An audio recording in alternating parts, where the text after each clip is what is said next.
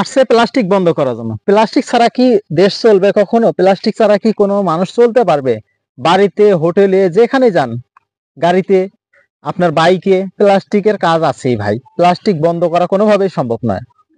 Plastic ছাড়া কোনোভাবেই জীবনযাপন করা সম্ভব নয়।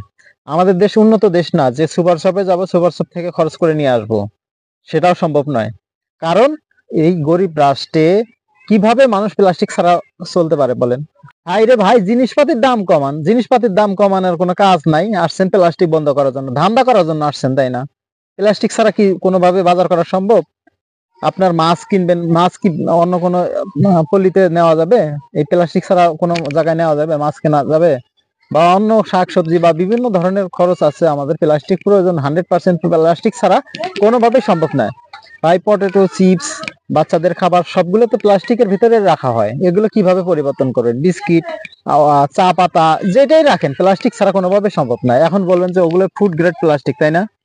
Food grade plastic. আর এই প্লাস্টিকে কি সমস্যা? কার রোগ হয়েছে, কি হয়েছে? কোনো ভালো হয়নি, চ্যাটো হয়নি, কোনো কিছুই হবে না।